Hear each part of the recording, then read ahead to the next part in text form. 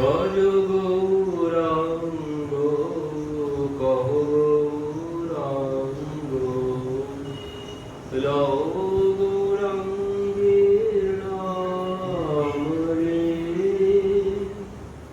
যে জনা গৌরাঙ্গ ভজে সে হয় আমার প্রাণ রে ভজ গৌরাঙ্গ কহ গৌরাঙ্গ লও গৌরাঙ্গের নাম রে যে জনা গৌরাঙ্গ ভজে সে হয় আমার প্রাণ রে ভজ গৌরাঙ্গ কহ গৌরাঙ্গ লও গৌরাঙ্গের নাম রে।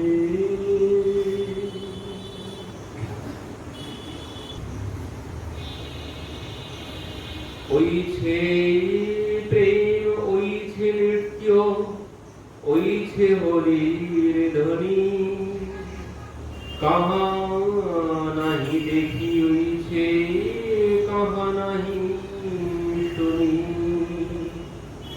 কোটি সূর্য সম সবার উজ্জ্বল বরণ কভু নাহি শুনি এই মধুর কীর্তন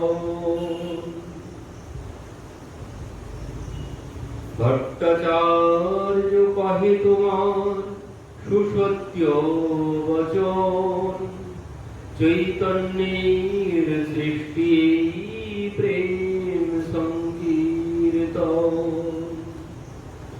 অবতারী চৈতন্য কইল ধর্ম প্রচারণ কলিকালের ধর্ম কৃষ্ণ নাম কীর্তন সংকীর্তন যোগ্যতারে করে আরাধনা সেই তো সুমেধা আর কলি হত জনা। তো এই গীত শ্রবণ করে এই গান শ্রবণ করে মহারাজ প্রতাপরুদ্র বলছেন এমন গান আমি তো আগে কোনোদিন শ্রবণ করিনি।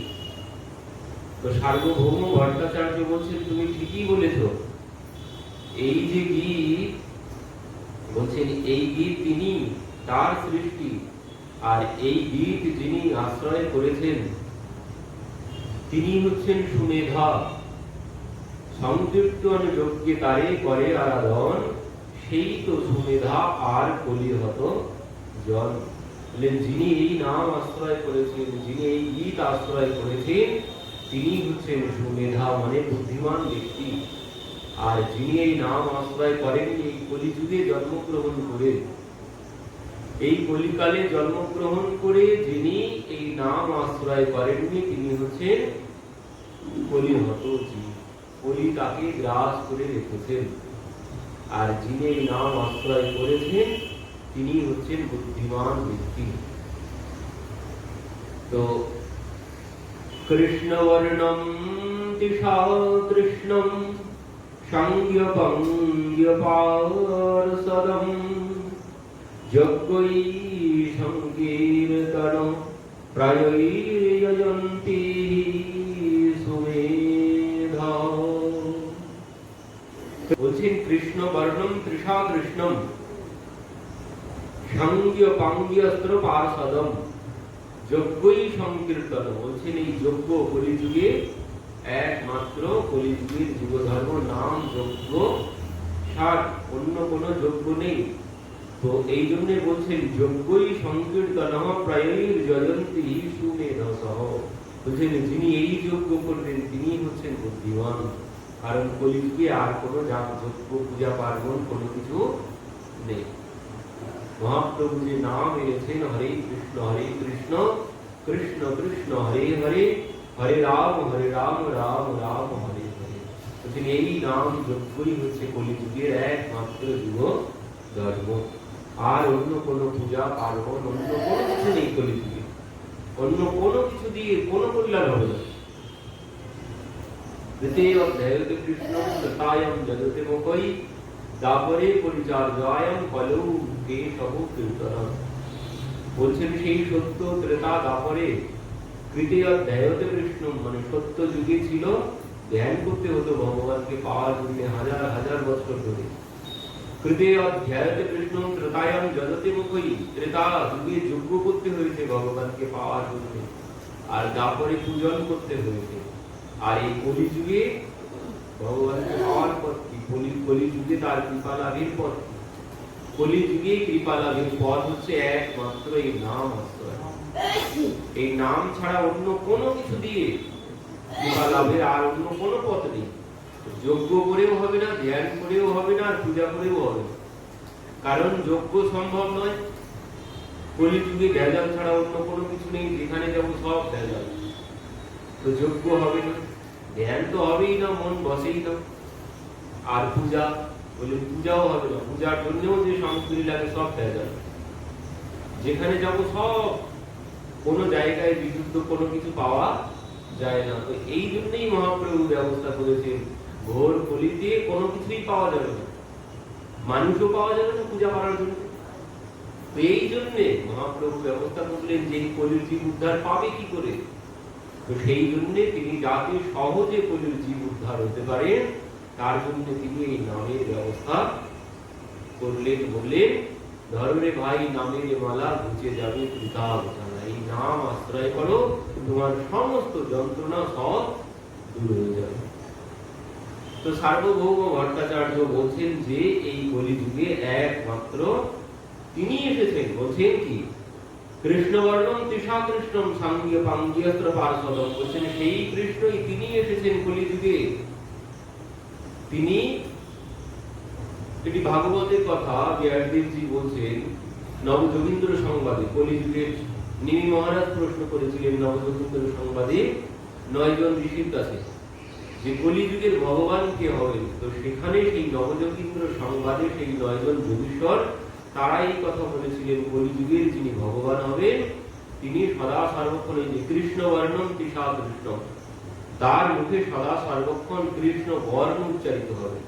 কলিযুগে যিনি ভগবান হবেন তিনি কৃষ্ণ বর্ণের না, কলিযুগের যিনি ভগবান হবেন তার মুখে সদা সর্বক্ষণ কৃষ্ণ বর্ণ এই কৃষ্ণ শব্দ উচ্চারিত হবে। যার মুখে সদা সর্বক্ষণ এই কৃষ্ণ নাম উচ্চারিত হবে তিনি হচ্ছেন কলিযুগের ভগবান। তো সেই ভগবান হচ্ছেন কলি পাবন অবতার চৈতন্য মহাপ্রভু কি জয়।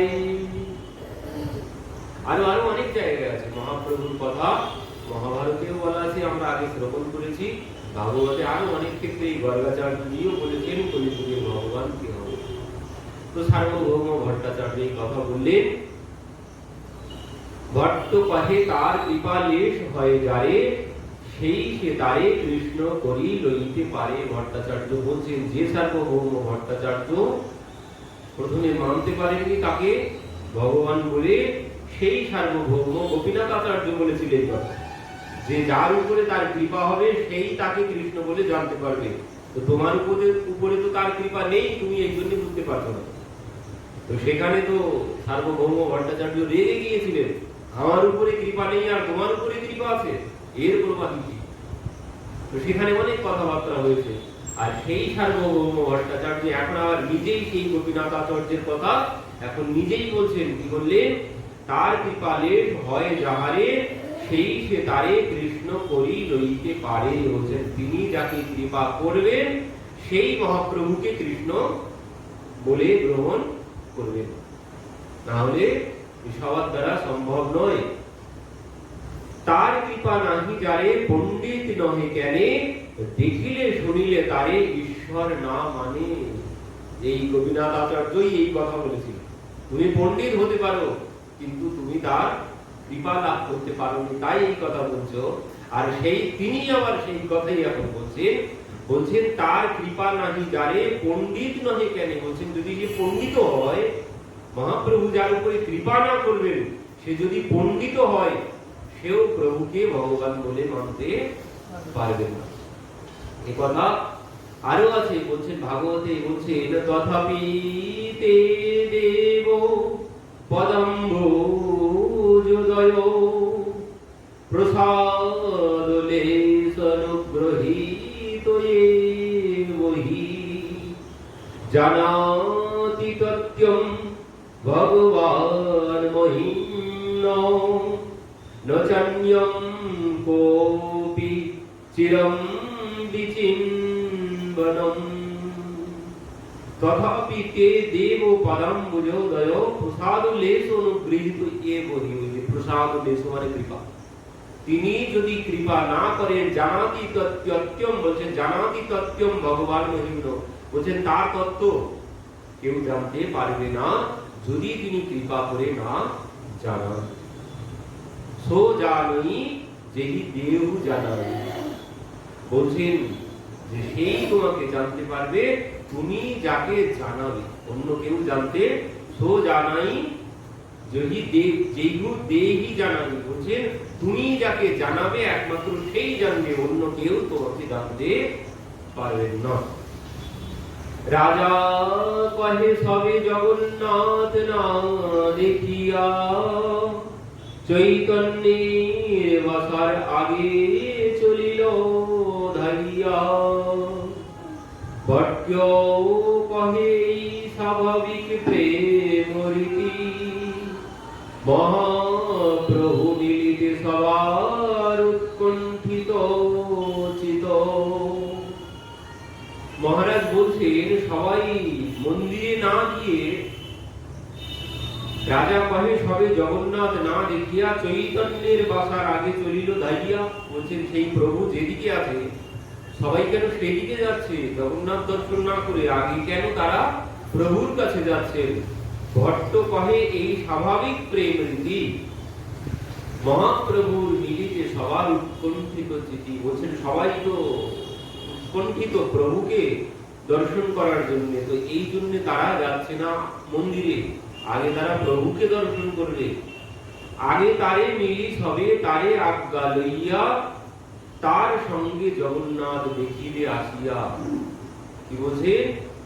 আগে তারা সবাই মহাপ্রভুকে দর্শন করবেন। সার্বভৌম ভট্টাচার্য বলছেন আগে তারা মহাপ্রভুকে দর্শন করবেন, মহাপ্রভুকে দর্শন করে মহাপ্রভুকে সাথে নিয়ে তারা জগন্নাথ দর্শন করতে যাবে।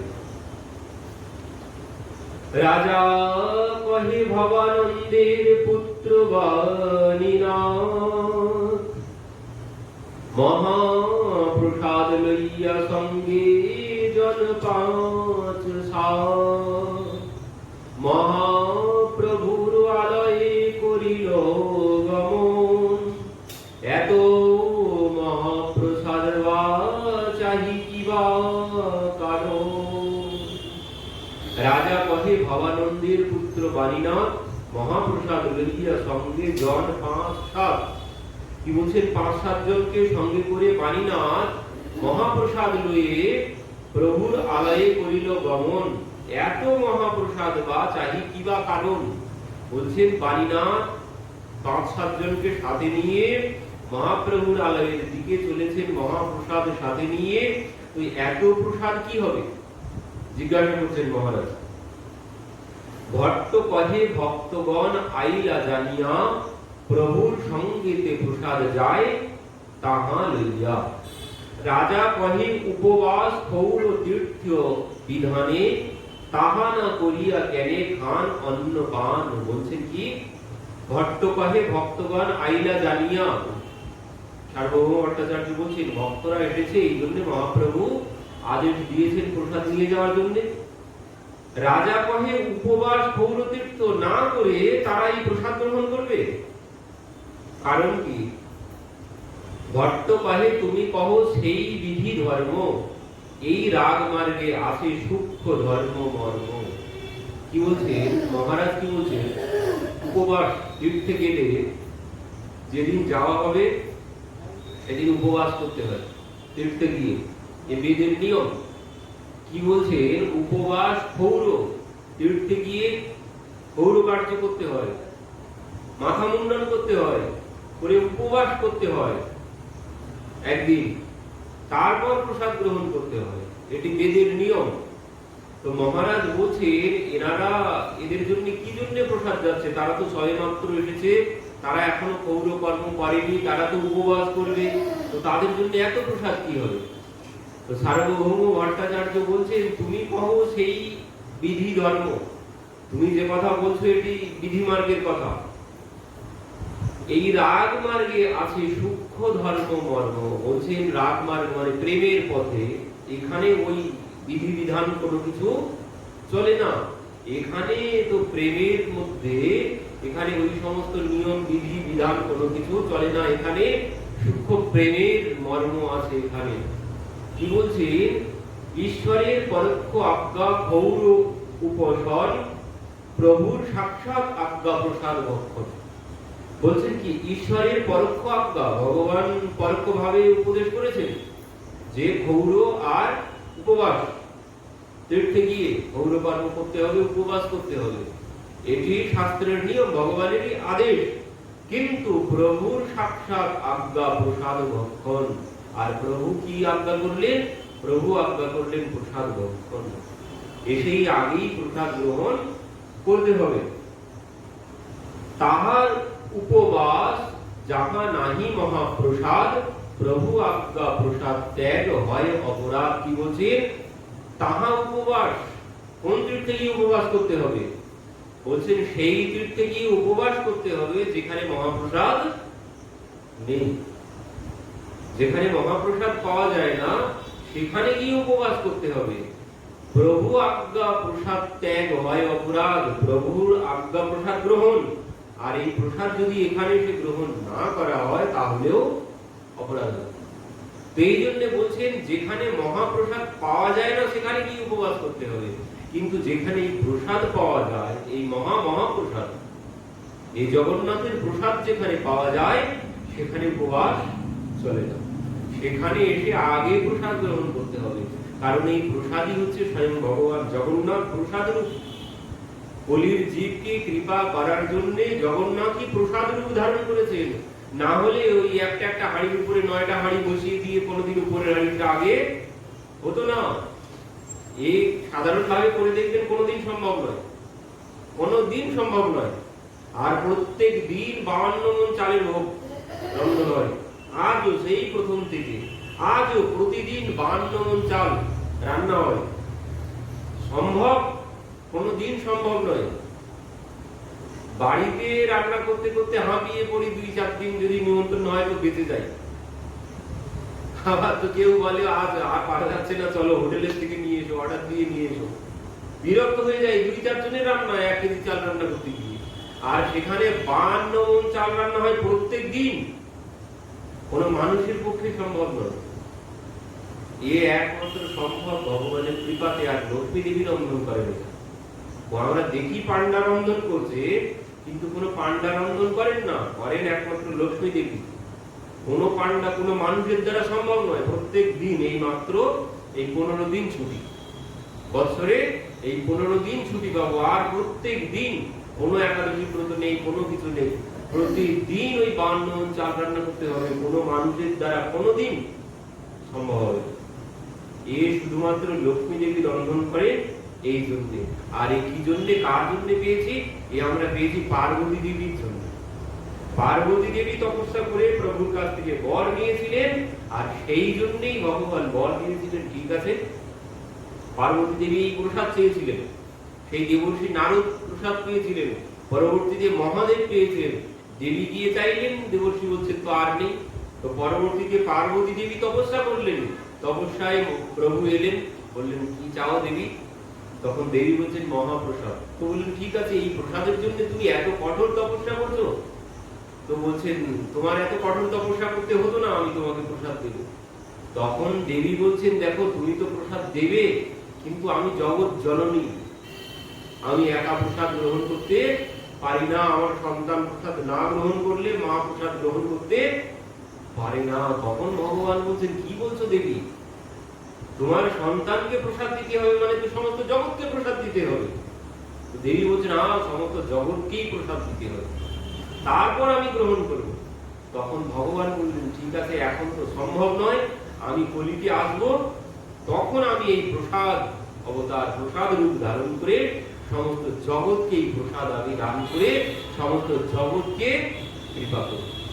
তো সেই জন্যে এই জগন্নাথের ভগবান এই 52 মণ চালের ভোগ লাগে প্রত্যেক দিন সমস্ত জগৎকে কৃপা করার জন্য। তো বলছেন এই প্রসাদ যদি গ্রহণ না করা হয় তাহলে অপরাধ হবে, কারণ লক্ষ্মী দেবী রন্ধন করেছেন আর এই প্রসাদ পেয়েছি পার্বতী দেবীর কৃপাতে, তার তপস্যার ফল। তো আমি যদি প্রসাদকে অবজ্ঞা করি সবার সামনে অপরাধ হবে।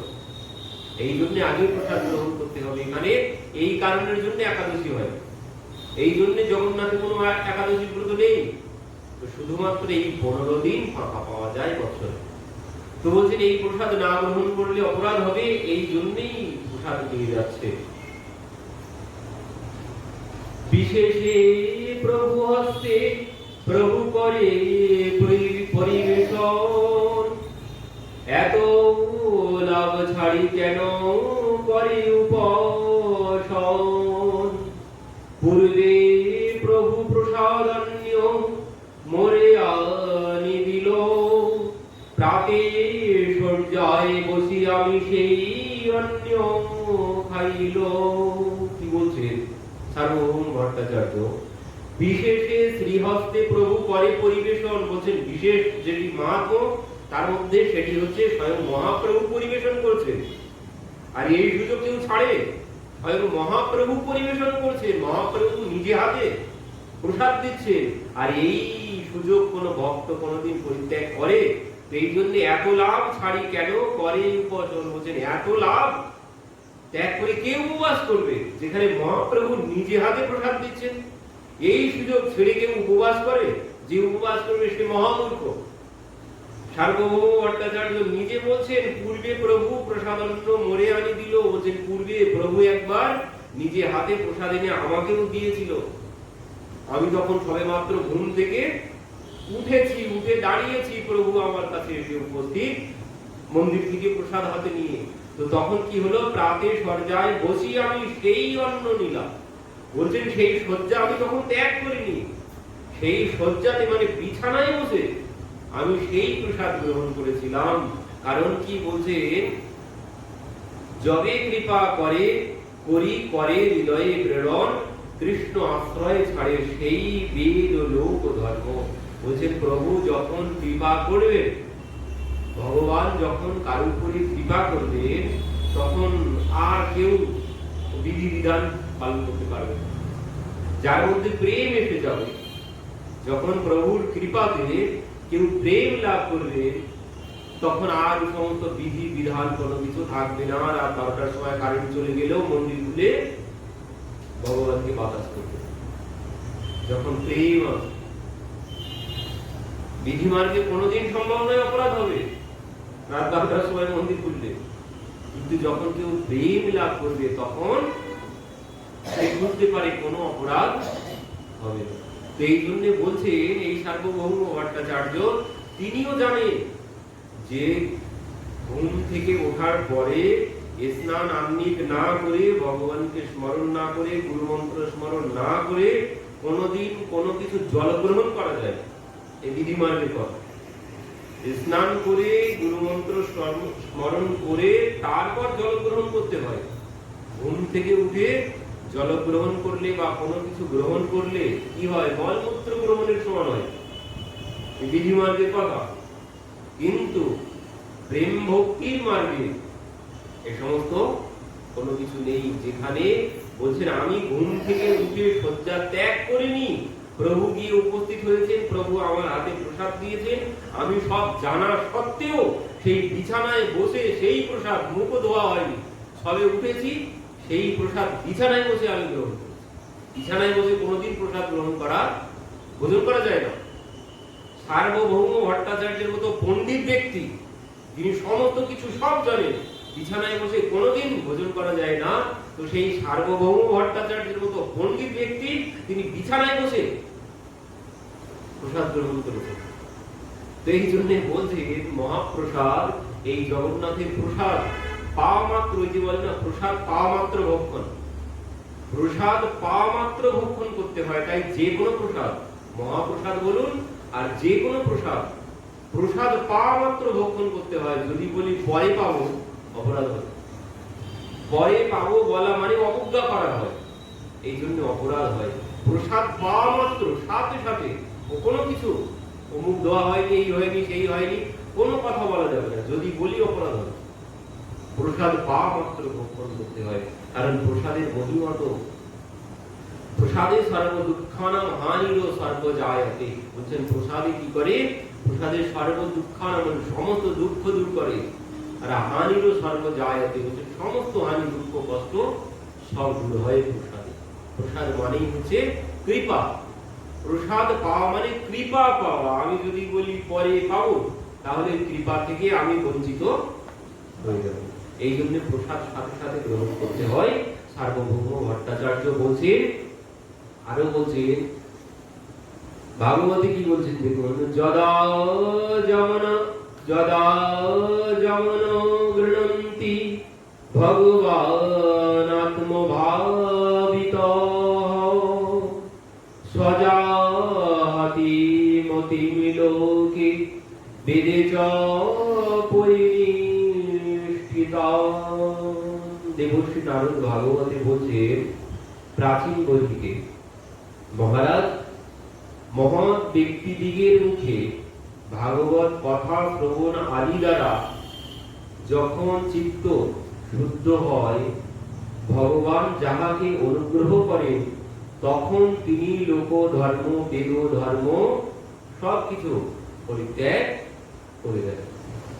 যখন কি বলছেন, প্রাচীন বইকে দেবশ্রী নারদ বলছেন ভগবত সঙ্গ, মহতের সঙ্গ আর ভাগবত কথা শ্রবণ আদি দ্বারা চিত্ত যখন শুদ্ধ হয়ে যায়, তখন আর তিনি এই সমস্ত বেদ ধর্ম লোক ধর্ম আর কোনো কিছুই তিনি গ্রহণ করেন না, সবকিছুর উপরে উঠে যান যখন কারো চিত্ত শুদ্ধ হয়ে যাবে। বলেন এই যে বেদ ধর্ম লোক ধর্ম কতদিন পালন হবে? বেদ ধর্ম লোক ধর্ম ততদিন সবাই পালন করে যতদিন সাংসারিক বিষয়ের প্রতি যতদিন আগ্রহ থাকে, বিষয়ের প্রতি যতদিন আগ্রহ থাকবে ততদিন হবে লোকধর্ম বেদ ধর্ম। যতদিন বিষয়ের প্রতি আকর্ষণ থাকবে, বিষয়ে যখন আর আকর্ষণ থাকবে না, তখন আর কোনো বিধি বিধান আর কোনো কিছু থাকবে না। যখন বিষয়ের মধ্যে থাকবো তখন বিধি বিধান পালন করতে হবে, না হলে অপরাধ হবে। বিষয়ের মধ্যে সংসারের মধ্যে যখন থাকবো তখন বিধি বিধান নিয়ম কানুন সবকিছু পালন করতে হবে অক্ষরে অক্ষরে। যখন বিষয়ের মধ্যে আছে, যখন আর বিষয়ে ভালো লাগছে না, বিষয়ের প্রতি আর কোনো আকর্ষণ নেই, তখন সবকিছু উপরে, সবকিছুর বাইরে যাওয়া যাবে। কিন্তু যখন বিষয়ের মধ্যে থাকবো তখন আমার সবকিছু পালন করতে হবে। এই জন্য নানান রকম সংসারী মানুষরা কি করে, নানান রকম নিয়ম কানুন তারা পালন করে। আর এটা করতেই হবে, যারা সংসারে আছে তাদেরকে পালন করতেই হবে, বিধি বিধান পালন করতেই হবে। যখন এই সংসারের বাইরে বেরিয়ে যাব, বাইরে বেরিয়ে যাওয়া মানে আমার এই না যে সংসার ছেড়ে চলে যাবে, বাইরে বেরিয়ে যাওয়া মানে মন থেকে যখন বেরিয়ে যাও, সংসারের প্রতি আমার মনের মধ্যে আর সংসার থাকবে না। মনের মধ্যে যখন ভগবান বসে যাবে, মনের মধ্যে যখন এই নাম বসে যাবে, বিষয় যখন আর থাকবে না, দেখবেন বিষয় কোনোদিন যায় না, মন থেকে বিষয় কোনোদিন যায় না। ও চিন্তা না করলেও সংসারের চিন্তা হয়, আর যখন চিন্তা না করলেও সংসারের চিন্তা হবে, তখন জানতে হবে আমি বিষয়ের মধ্যেই আছি, আমার সমস্ত নিয়ম কানুন সবকিছু পালন করতে হবে। এবার যখন দেখা যাবে ও সংসারের চিন্তন আর আসেই না মনের মধ্যে, সর্বক্ষণ ভগবানের নাম স্মরণ হয়, তখন বুঝতে হবে আর বিষয়ের পালনে আমি আর নেই, তখন আর অসুবিধা হবে না। তখন যদি বিধান না পালন করি তাতে কোনো অসুবিধা হবে না। কিন্তু যখন আমি বিষয়ের মধ্যে ডুবে থাকবো, তখন আমাকে সংসারের বিধি বিধান শাস্ত্রের সমস্ত নিয়ম কানুন সমস্ত কিছু পালন আমাকে করে যেতে হবে। তবে রাজা অট্টালিকা হইতে তলে আইলা, কাশী মিশ্র পরিচা পাত্র দেহ বলাইলা প্রতাপ রুদ্র আজ্ঞা দিল সেই দুই জনে প্রভু স্থানে আসিয়াছে যত ভক্তগণে সবারে স্বাচ্ছন্দ্য বাস স্বাচ্ছন্দ্য প্রসাদ স্বাচ্ছন্দ্যে দর্শন করাও যেন নহে মহারাজ সেই ছাদের উপর থেকে এবার নেমে এসেছেন। নেমে এসে কি করছে এখানে কাশী মিশ্র পরিচা পাত্র দেহ বলাইলা দোহা বলাইলা প্রতাপ রুদ্র আজ্ঞা দিল সেই দুই জনে প্রভু স্থানে আসিয়াছে যত ভক্তগণের সবারই স্বাচ্ছন্দ্য বাস ও প্রসাদের ব্যবস্থা। মহারাজ পরিচা পাত্রকে ডাকলেন, মানে কাজের লোক, তাদেরকে ডাকলেন, ডেকে বললেন মহাপ্রভু যত ভক্তবৃন্দ এসেছে তাদের বাসের জায়গার ব্যবস্থা করো, মানে থাকার জায়গার ব্যবস্থা করো, আর ভোজনের ব্যবস্থা করো যাতে কারো কোনো অসুবিধা না হয়। প্রভু আজ্ঞা ধরিও দেহ সমাধান হইয়া আজ্ঞা নহে তবু করিও ইঙ্গিত বুঝিয়া। বলছেন প্রভু যা বলবে প্রভুর আজ্ঞায় আগে করবে, প্রভুর ইঙ্গিত করার আগে। সেবকদের মহারাজ বলে দিচ্ছে প্রভু বলার পরে যেন করো না, বলার পরে করাও কোনো সেবকের লক্ষণ নয়, প্রভু বলার আগে ইঙ্গিত দেওয়ার আগেই যেন সমস্ত কিছু ব্যবস্থা হয়ে যায়। এত বলি বিদায় দিল সেই দুই জনে সার্বভৌম দেখি আইলা বৈষ্ণব মিলনে। গোপীনাথ আচার্য ভট্টাচার্য সার্বভৌম দূরে রহি দেখে প্রভুর বৈষ্ণব মিলন। তিনজন এসেছেন প্রভুর কাছে, এসে দেখছেন প্রভুর সাথে যে ভক্তদের মিলন হচ্ছে সেটি তারা দূর থেকে দাঁড়িয়ে দর্শন করছেন। সিংহদ্বার দাহিনে ছাড়ি সব বৈষ্ণবগণ কাশী মিশ্র গৃহ পথে করিল গমন। হেন কালে মহাপ্রভু নিজগণ সঙ্গে বৈষ্ণব মিলিলা আসি পথে মহারঙ্গে। অদ্বৈত করিল প্রভুর চরণ বন্দন আচার্যেরে করিল প্রভু প্রেম আলিঙ্গন। অদ্বৈত প্রভুকে মহাপ্রভু দিয়ে আলিঙ্গন করলেন।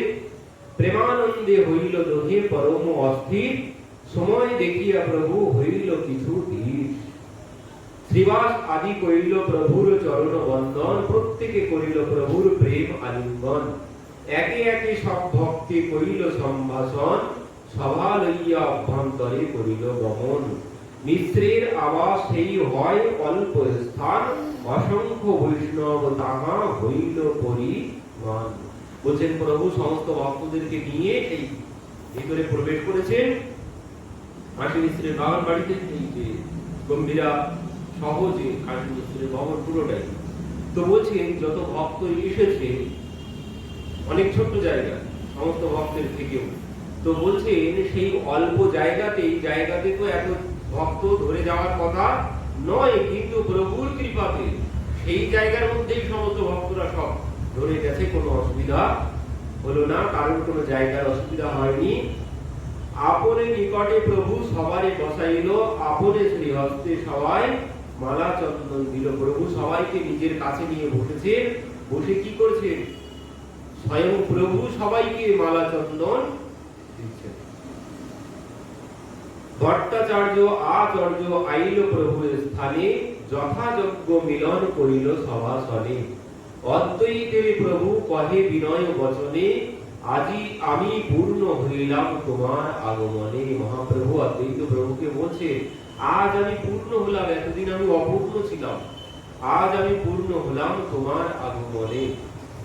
অদ্বৈত কহে ঈশ্বরের এই স্বভাব হয় যদ্যপি আপনে পূর্ণ ষড়ৈশ্বর্যময়। বলছেন তুমি তো নিজেই ষড়ৈশ্বর্য পূর্ণ, তোমার মধ্যে কোনো অপূর্ণতা নেই, তবুও তুমি বলছো যে আমাকে পেয়ে তুমি পূর্ণ হয়েছ। তো এটি ভগবানের স্বভাব, ভগবান ভক্তকে পেলেই তিনি পূর্ণ হন। যদিও তিনি ষড়ৈশ্বর্য পূর্ণ হন, তবুও তিনি পূর্ণতা লাভ করেন ভক্তকে পেয়ে। তথাপি ভক্ত সঙ্গে তার হয় সুখোল্লাস ভক্ত সঙ্গে করে নিত্য বিবিধ বিলাস। বাসুদেব দেখি প্রভু আনন্দিত হইয়া তারে কিছু কহে তার অঙ্গে হস্ত দিয়া। যদ্যপি মুকুন্দ আমার সঙ্গে শিশু হইতে, তাহা হইতে অধিক সুখ তোমাকে দেখিতে। কি বলছে বাসুদেব দত্ত? বাসুদেব দেখি প্রভু আনন্দিত হইয়া তারে কাছে কহে, তারে অঙ্গে হাত দিয়া, বাসুদেব দত্তকে দেখে প্রভু তার কাঁধে হাত দিয়ে বলছেন, যদ্যপি মুকুন্দ আমার সঙ্গে শিশু হইতে, তাহা হইতে অধিক সুখ তোমায় দেখিতে। মুকুন্দ দত্ত আমার সাথে আছে, তবুও তোমাকে পেয়ে আমি আরো বেশি সুখী হলাম। বাসু কহে, মুকুন্দ আদৌ পাইল তোমার সঙ্গ, তোমার চরণ প্রাপ্তি সেই পুনর্জন্ম। কি বলছেন বাসুদেব দত্ত? বলছেন মুকুন্দ আদৌ পাইল তোমার সঙ্গ, মুকুন্দ পেয়েছে আগে তোমার সঙ্গ, আমি পরে পেয়েছি, মুকুন্দ তোমাকে আগে পেয়েছে, তো তোমার চরণ প্রাপ্তি সেই পূর্ণ জন্ম। বলছেন কি তার জন্ম তো পূর্ণ হয়েছে তোমাকে পেয়ে, আর তোমাকে পেয়ে তার নূতন জন্ম হয়েছে। বাসুদেব দত্ত বলছেন যে তোমাকে পেয়ে মুকুন্দের নূতন জন্ম হয়েছে। কেন? কারণ জন্ম দুবার হয়, প্রথমে তো একবার হয় বিষয়ের মধ্যে জন্ম, আর একবার জন্ম হয়। আরেকবার জন্ম কখন হয়? বলছেন আরেকবার জন্ম হয় যখন গুরুর চরণ আশ্রয় করে নাম গ্রহণ করা হয়, তখন দ্বিতীয়বার জন্ম হয়। তো বলছেন এই জন্ম তার আমার আগেই হয়েছে, তার আমার আগেই হয়েছে, তবুও বাসুদেব কহে মুকুন্দ আদৌ, মানে মুকুন্দ আগে তোমার সঙ্গ পেয়েছে, তো তার জন্ম আগে হয়েছে, আমার মানে জন্ম আমার আগে হয়েছে, আমি তার থেকেও বড়, কিন্তু সে আমার আগে তোমার সঙ্গ পেয়েছে, এই জন্য তার জন্ম আগে হয়েছে। বয়সে কিন্তু ছোট, কিন্তু বলছেন সে আমার বড়, কারণ তার জন্ম আগে হয়েছে, মানে তোমার চরণ সে আগে আশ্রয় করেছে। এখান থেকেই বিচার হবে বয়সের, এখান থেকে বয়সের বিচার হবে। ও এমনি যে জাগতিক জগতের যে বয়স, ওই বয়স কোনো বয়স নয়, বয়স হবে সেদিন থেকে, মানে নূতন জন্ম সেদিন থেকে হবে, যেদিন থেকে গুরু চরণ আশ্রয় করে এই নাম গ্রহণ করা হবে। এই হচ্ছে দ্বিতীয় জন্ম। আর এই জন্ম না হলে তো জন্ম বিধানিত হবে। এই জন্ম যদি না হয় তো বলছেন ছোট হইয়া মুকুন্দ এবে হইলা মোর জ্যেষ্ঠ। এই কথা বলছেন, ছোট হইয়া মুকুন্দ এবে হইল মোর জ্যেষ্ঠ, তোমার কৃপা পাত্র তাতে সর্বগুণে শ্রেষ্ঠ। সে সর্বগুণে শ্রেষ্ঠ যে তোমার কৃপা লাভ করেছে। পুনঃ প্রভু কহে, আমি তোমার নিমিত্তে দুই পুস্তক আনিয়াছি দক্ষিণ হইতে। বলছেন আমি তোমার জন্য দক্ষিণ ভারত থেকে দুইটি পুস্তক এনেছি। কি মনে আছে? দক্ষিণ ভারত থেকে মহাপ্রভু দুইটি গ্রন্থ এনেছিলেন। কি কি এনেছিলেন মনে আছে? কৃষ্ণ কর্ণামৃত আর ব্রহ্ম সংহিতা। দক্ষিণ ভারত থেকে, দক্ষিণ ভারত ভ্রমণে যখন গিয়েছিলেন সেখান থেকে এনেছিলেন। তো সেই বাসুদেব দত্তকে বলছেন আমি তোমার জন্য দুইটি গ্রন্থ এনেছি।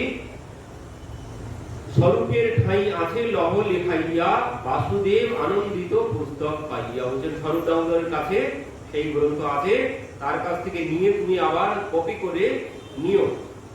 তো সেই গ্রন্থ পেয়ে বাসুদেব বড় আনন্দিত হয়েছে। প্রত্যেক সকল বৈষ্ণব লিখিয়া লইল, ক্রমে ক্রমে দুই পুস্তক জগৎ ব্যাপিল। এখান থেকেই সেই পুস্তক সমস্ত জগৎ ভরে গেল। সমস্ত ভক্ত যারা ছিল সবাই সেই পুস্তকের কপি গ্রহণ করলেন। সবাই শ্রীবাস আব্দে কহে প্রভু করি মহাপ্রীত, তোমাচারী ভাইয়ের আমি হই মূল্যকৃত। শ্রীবাস কহে কেনে কহ বিপরীত, কৃপা মূল্যচারী ভাই হই তোমার কৃত। শঙ্করে দেখিয়া প্রভু কহে দামোদরে, সগৌরবে প্রীতি আমার তোমার উপরে।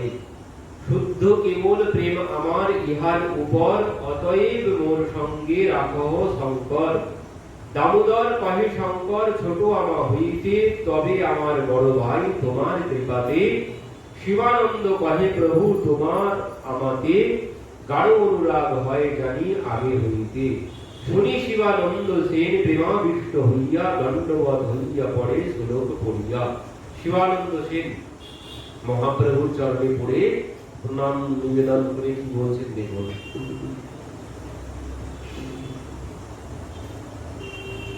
নিমজ্জত অনন্ত্য ভবার্ণবানন্ত্য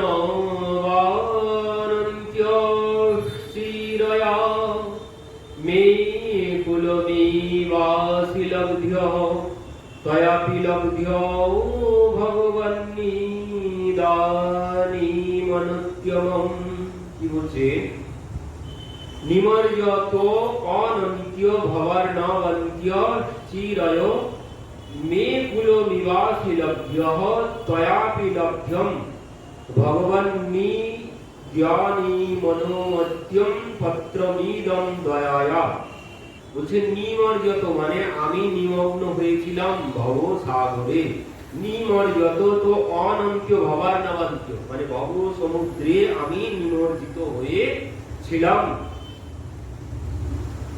মে কুলমিবাসি লব্ধ্যঃ ত্বয়াপি লব্ধ্যম ভগবান নিয়দানি মনুত্যমম পাত্রমিদম দয়ায়া। বলছেন তোমার কৃপার পাত্র তুমি, কৃপা করে আমাকে সেই ভব সমুদ্র থেকে, এখানে দেখুন পরিষ্কার করছেন এখানে, প্রভু যে যত পতিত যে যত অধম সে ততই তোমার দয়ার পাত্র, কারণ তুমি পরম দয়াল। পতিত জনের প্রতি দয়া করিয়া পতিতি পাবন তোমার স্বভাব। কিন্তু প্রভু আমার ন্যায় পতিত, আমার ন্যায় ভক্তিহীন দীন জগতে আর কেহ নাই। সুতরাং আমি তোমার দয়ায় সর্বাপেক্ষা উপযুক্ত পাত্র। বলছেন তুমি কৃপার সিন্ধু আর আমি অধম পতিত, আমার মতো পতিত আর কেউ নেই। বলছেন যে যত পতিত যে যত অধম সেই তোমার দয়ার পাত্র। যে যত পতিত যে যত বড় পাপী মানে যে যত বেশি পাপী সেই তোমার দয়ার পাত্র। তো আমার মতো পাপী আর জগতে কেউ নেই। তো আমি সংসার সমুদ্রে নিমজ্জিত হয়েছিলাম, তো তুমি কৃপা করে সেই সংসার সমুদ্র থেকে আমাকে হাত ধরে টেনে তুলেছ। প্রথমেই মুরারি গুপ্ত প্রভুরে না মিলিয়া বাহিরে পড়িয়া আছে দণ্ডবধ হইয়া। মুরারি না দেখি প্রভু করে অন্বেষণ, মুরারি লইতে ধাইয়া আইল বহুজন। মুরারি গুপ্ত দণ্ডবধ হয়ে ওই দূরে রাস্তায়, ভিতরে আছেন কি দূরে তিনি দণ্ডবধ হয়ে এই কথা বলছেন। তো প্রভু ভক্তদেরকে বলছেন আমার মুরারি কোথায়? তো ভক্তদেরকে পাঠিয়ে দিয়েছেন। তৃণদুই গুচ্ছ মুরারি দর্শনে রইয়া মহাপ্রভুর আগে গেল দৈন্যহীন হইয়া। মুরারি গুপ্ত দন্তে তৃণ ধারণ করে মানে দিন ছোট হয়ে প্রভুর কাছে গেলেন। মুরারি দেখি প্রভু উঠাইয়া মিলিতে পাছে পাছে ভাগে মুরারি লাগিলা পালাইতে। বলতে প্রভু তাকে মিলিত হওয়ার জন্য তার দিকে এগিয়ে চলেছেন, পাছে পাছে ভাগে মুরারি লাগিল বলিতে মুরারি গুপ্ত পালিয়ে যাচ্ছেন। প্রভু যত তার দিকে যাচ্ছেন আর তিনি তত দূরে সরে যাচ্ছেন। মোরে না ছুঁই ও মুই অধম পামর, তোমার স্পর্শ যোগ্য নহে পাপ কলেবর। বলছেন প্রভু তুমি আমাকে স্পর্শ করো না, তোমার স্পর্শের যোগ্য নই আমি। প্রভু কহে মুরারি কর দৈন্য সংবরণ, তোমার দৈন্য দেখি মোর বিদীর্ণ হয় মন। বলছেন তোমার এই দৈন্য দেখে আমার তো হৃদয় বিদীর্ণ হয়ে যাচ্ছে, তুমি এত দৈন্যতা দেখিও না। এত বলুন পরিভূতারে করি আলিঙ্গন, নিকটে বসাইয়া করে অঙ্গ সম্মার্জন। আচার্য রত্ন বিদ্যানিধি পণ্ডিত গদাধর, হরিভট্ট গঙ্গাধর আচার্য পুরন্দর। প্রত্যেকে সবার প্রভুর করে গুণগান, পুনঃ পুনঃ আলম দিয়া করিল সম্মান। সবারে সম্মানী প্রভু হইল উল্লাস, হরিদাস না দেখিয়া কহে কাহা হরিদাস। সবার সাথে মিলন হয়ে গেছে, এবার হরিদাস ঠাকুর। হরিদাস ঠাকুরকে না দর্শন করে মহাপ্রভু বলছেন আমার হরিদাস কোথায়? দূর হইতে হরিদাস গোসাই দেখিয়া রাজপথ প্রান্তে পড়িয়াছে দণ্ডবধ হইয়া। রাজপথ মানে বড়দাণ্ড, যে রাস্তায় রথ চলে সেই বড় চওড়া রাস্তায়, ওই রাস্তায় পড়ে আছে হরিদাস ঠাকুর, ভিতরে প্রবেশ করেনি। মিলনের স্থানে আসি প্রভুরে না মিলিলা, রাজপথ প্রান্তে দূরে পড়িয়া রহিলা। ভক্ত সব ধাইয়া আইল হরিদাসে নিতে, প্রভু তোমায় মিলিতে চাহে চলো তরিতে। সমস্ত ভক্তরা হরিদাস ঠাকুরের কাছে এসেছে, এসে বলছেন প্রভু তোমাকে ডাকছে, তাড়াতাড়ি চলো। হরিদাস কহে মুই নিজ জাতি ছাড়, মন্দির নিকট যাইতে নাহি অধিকার। নিভৃতে টোটা মধ্যে যদি স্থান খানিক পাই, তাহা পড়ি রহ একা কাল গোয়াই। বলছেন আমি মন্দিরে যাওয়ার যোগ্য নয়, মানে প্রভুর কাছে যাওয়ার যোগ্য নয়। প্রভু যেখানে থাকেন সেটাই মন্দির। তো বলছেন সেই মন্দিরে যাওয়ার যোগ্য আমি না। আমার যদি কৃপা করে প্রভু এই বাগানের মধ্যে কোনো ব্যবস্থা করে দেন, তো আমি সেখানে থাকতে পারি, আমি প্রভুর কাছে যাওয়ার যোগ্য না। জগন্নাথের সেবক মোর স্পর্শ নাহি হয়, জগন্নাথের সেবক মোর স্পর্শ নাহি হয়, তাহা পরিরহ মোর এই বাঞ্ছা হয়। এই কথা লোক গিয়া প্রভুরে কহিল, শুনি মহাপ্রভু মনে সুখ বড় পাইল।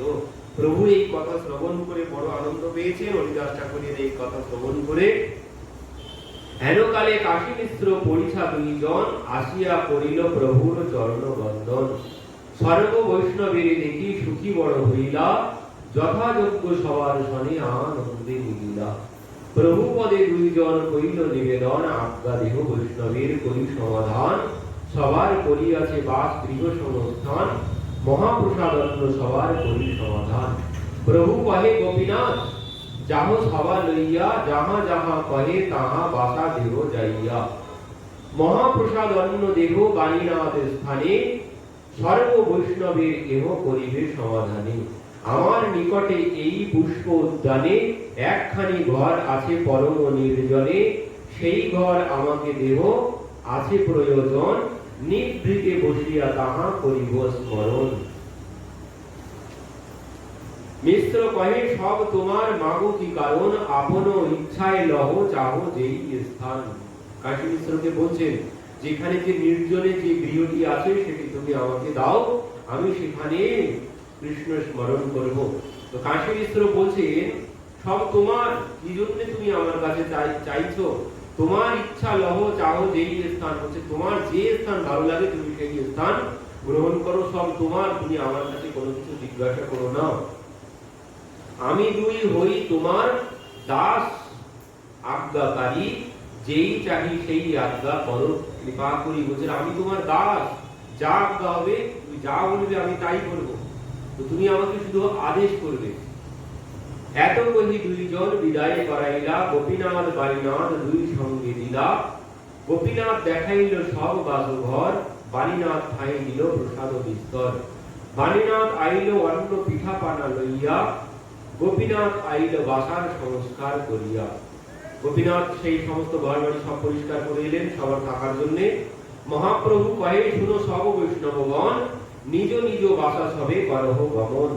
সমুদ্র স্নান করি করো চূড়া দর্শন, তবে এথা আসি আজি করিবে ভোজন। মহাপ্রভু সবাইকে বললেন যাও আগে সমুদ্রে স্নান করে এসো। সমুদ্রে স্নান করে চূড়া দর্শন, মানে মন্দিরের ধ্বজা দর্শন করে চূড়া দর্শন করে তবে এথা আসি আজি করিবে ভোজন, পরে এসে এখানে ভোজন করবে। প্রভু নমস্কারী সবে বাসাতে চলিলা, গোপীনাথ আচার্য সবার বাসস্থান দিলা। তবে প্রভু আইলা হরিদাস মিলনে। এতক্ষণ পরে সবাইকে মিটমাট করিয়ে দিয়ে এবার প্রভু হরিদাস ঠাকুরের কাছে এসেছেন। সেই পথে হরিদাস ঠাকুর পথেই পড়ে আছে, প্রণাম করে দণ্ডবত হয়ে পথের মাঝখানে পড়ে আছেন। তো সবার সমাধান করে দিয়ে এবার তিনি এসেছেন হরিদাস ঠাকুরের কাছে। তবে প্রভু আইলা হরিদাস মিলনে, হরিদাস করে প্রেমের নাম সংকীর্তনে। প্রভু দেখি পড়ে আগে দণ্ডবত হইয়া, প্রভু আলিঙ্গন কইল তারে উঠাইয়া। দুইজনে প্রেমাবেশে করে ক্রন্দনে, প্রভু গণে মৃত্যু বিকল প্রভু বৃত্ত গুণে। হরিদাস কহে প্রভু না ছুঁইও মোরে, মুই অস্পৃশ্য পরম পামরে। প্রভু কহে তোমার স্পর্শী পবিত্র হইতে, তোমার পবিত্র ধর্ম নাহি কো আমাতে। প্রভু স্পর্শ মানে আলিঙ্গন করতে গেছেন হরিদাস ঠাকুরকে। তো হরিদাস ঠাকুর কি বলছেন? হরিদাস কহে প্রভু না ছুঁইও মোরে, মুই নিজ অস্পৃশ্য পরম পামরে। প্রভু কহে তোমার স্পর্শী পবিত্র হইতে, তোমার পবিত্র ধর্ম নাহি আমাদের। প্রভু কি বলছেন? তোমাকে স্পর্শ করছি আমি নিজে পবিত্র হওয়ার জন্য।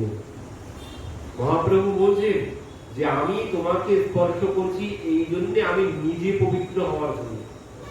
আর তোমার মতো বলছেন, তোমার মতো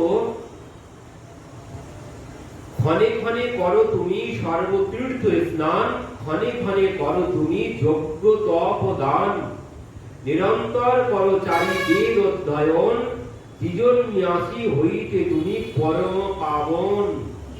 বলছেন দ্বিজ মানে ব্রাহ্মণ সন্ন্যাসী থেকেও তুমি বড়, তাদের থেকেও বেশি পবিত্র। কেন? বলছেন প্রথমে বললেন তোমার পবিত্র ধর্ম নাহি আমাকে, বললেন তোমার মতো পবিত্র ধর্ম আমার মধ্যে নেই। আর কি বলছেন? ক্ষণে ক্ষণে করো তুমি সর্বতীর্থ স্নান। ক্ষণে ক্ষণে মানে প্রতি ক্ষণে তুমি সমস্ত তীর্থে স্নান করো। আরো কি বলছেন? ক্ষণে ক্ষণে করো তুমি যজ্ঞ তপ দান। বলছেন প্রতি ক্ষণে তুমি যজ্ঞ করছো, প্রতি ক্ষণে তুমি তপস্যা করছো। কেন? কারণ ওই যে তিনি যে নাম ব্রত গ্রহণ করেছেন, এই নামের দ্বারাই কি হয়? তাহলে এখানে মহাপ্রভু পরিষ্কার করলেন, কি বলছেন? এই নামের ফল কি? ক্ষণে ক্ষণে করো তুমি সর্বতীর্থ স্নান। এই নামের দ্বারাই সমস্ত তীর্থ স্নানের ফল লাভ করা যায়। আর কি বলছেন? ক্ষণে ক্ষণে করো তুমি যজ্ঞ তপ দান। দানের ফল, যজ্ঞের ফল, সমস্ত ফল, তপস্যা করার ফল, যজ্ঞ করার ফল, সমস্ত ফল লাভ করা যায় নামের দ্বারাই। তো এই জন্য মহাপ্রভু বলছেন ক্ষণে ক্ষণে করো তুমি সর্বতীর্থ স্নান। নাম মহানিধি মন্ত্র নামই সেবা পূজা, জপ তপ তীরথ নাম, নাম বিনু আর না পূজা। ভক্তমাল গ্রন্থের কথা কি বলছেন? নাম মহানিধি মন্ত্র নামই সেবা পূজা, জপ তপ তীরথ নাম, নাম বিনু আর না পূজা। জপ তপ তীর্থ, তীর্থ ভ্রমণেরও ফল পাওয়া যাবে এই নামের দ্বারা। জপ তপ তীর্থ সবকিছু এই নামের দ্বারা লাভ করা যাবে। এখানে বসেই এই নামের ফলে কি হবে? তুমি সমস্ত যজ্ঞের ফল লাভ করতে পারবে, সমস্ত তীর্থের ফল লাভ করতে পারবে। ভাগবতের শ্লোকের কিন্তু একই মহিমা। এই নামের যে মহিমা 16 নাম 32 অক্ষর, এর যে মহিমা, এই নামের যে মহিমা, সুখদেবজি ভাগবতের মহিমাতে ওই একই কথা বলেছেন। এই ভাগবতের একটি শ্লোক না, একটি শ্লোকের অর্ধেক, শ্লোক পাদম শ্লোক অর্ধম, বলছেন একটি শ্লোকের অর্ধেক যদি শ্রবণ করা হয়, একটি শ্লোকের একটা শব্দও যদি শ্রবণ করা হয়, তাহলে কি হয়? বলছেন সমস্ত তীর্থে যাওয়ার ফল লাভ করা যায়। সমস্ত 36 কোটি মানে যত প্রকারের দেব দেবী আছে, সমস্ত দেব দেবীর পূজার ফল লাভ করা যায়, সমস্ত তীর্থের ফল লাভ করা যায় একটি মাত্র শ্লোক শ্রবণ কীর্তন করলে। ভাগবতের শ্লোকের মহিমা। আর এই জন্যই আমি একটুখানি, আমি না প্রভুর ইচ্ছাতেই শ্লোক বেশি বেশি বলতে চাই, কারণ এই শ্লোক ছাড়া কোনো প্রাপ্তি হবে না, কোনো লাভ হবে না। যত শ্রবণ কীর্তন শ্লোকেই, যা কিছু লাভ শ্লোকেই হয়।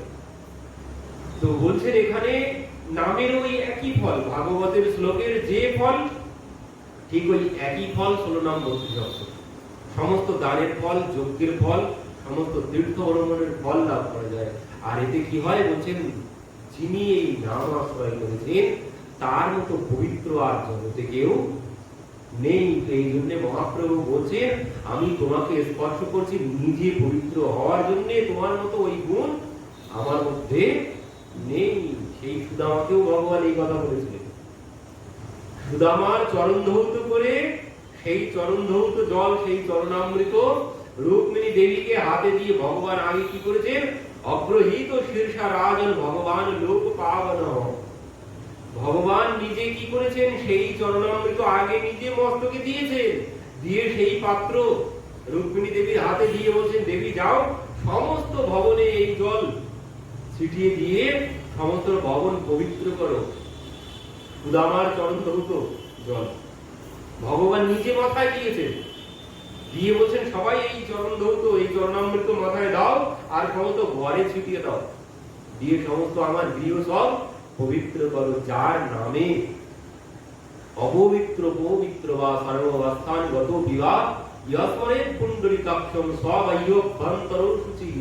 বলছেন যার নামে ভিতর বার সমস্ত, সেই পুণ্ডরিকাক্ষ ভগবানের নাম উচ্চারণের সাথে সাথে ভিতর বার সব পবিত্র হয়ে যায়। আর তিনি বলছেন তোমাকে স্পর্শ করছি আমি নিজে পবিত্র হওয়ার জন্য। তিনি বলছেন যাও আমি আজ পবিত্র হলাম ভগবান, সুদামার চরণামৃত মাথায় তিনি বলছেন আমি আজ পবিত্র হলাম, আমার গৃহ সব পবিত্র করো। ভগবান বলছেন তো মহাপ্রভু বলছেন নিরন্তর করো চারি বেদ অধ্যয়ন, বেদ অধ্যয়নেরও ফল লাভ হবে ওই নাম আশ্রয় করলে। দ্বিজ সন্ন্যাসী হইতে তুমি পরম পাবন। মহাপ্রভু এখানে ভাগবতের সেই শ্লোক বলছেন অহবতস্য পচতক করিয়াম যৎ জিহ্বাক্ষরে বর্ততে নাম গ্রহণত্বভ্যম। বলছেন সেই হচ্ছে মহান। কি মহান? বলছেন সেই মহান। এই কথা এই শ্লোক কে বলেছিল ভাগবতে? কপিল ভগবান, কপিল ভগবানের মা মাতা দেবহূতি, তিনি বলেছিলেন যে অহবতস্য পচতক করিয়াম যৎ জিহ্বাক্ষরে বর্ততে নাম গ্রহণত্বভ্যম। বলছেন যিনি জিহ্বাগ্রে এই নাম গ্রহণ করেছেন হরে কৃষ্ণ কৃষ্ণ কৃষ্ণ হরে হরে, হরে রাম রাম রাম হরে হরে। বলছে এই নাম যিনি আশ্রয় করেছেন তার মতো মহান আর এই জগতে কেউ নেই। সে যদি চণ্ডালও হয়, বলছে অহবতস্য পচতক করিয়াম। শপথ মানে কি? যিনি কুকুরের মাংস খান তাকে বলে শপথ, মানে চণ্ডাল। সেই চণ্ডাল মহান হয়ে যাবে যদি এই নাম আশ্রয় করে। এই নামের এমন মহিমা। সেই সুবুদ্ধি রায়কে মহাপ্রভু বলেছিলেন, সুবুদ্ধি রায়কে সেই হোসেন শাহ গোমাংস ভক্ষণ করিয়েছিল, করে ধর্ম নষ্ট করিয়েছিল। তো পরবর্তীতে সে তো সমস্ত পণ্ডিতদের কাছে গেলে সবাইকে বললেন আমি এখন কি করব? তো সবাই বলছেন ওই ফুটন্ত ঘৃত পান করে তুমি আত্মহত্যা করো, ফুটন্ত ঘৃত পান করে আত্মহত্যা করো, তুমি যে পাপ করেছো। তো তিনি আত্মহত্যা করেননি, তিনি কাশীধামে গিয়েছিলেন রাজত্ব ত্যাগ করে। তো পরবর্তীতে মহাপ্রভু যখন কাশীধামে গিয়েছিলেন তখন মহাপ্রভুর কাছে গিয়ে তিনি নিবেদন করলেন। তো মহাপ্রভু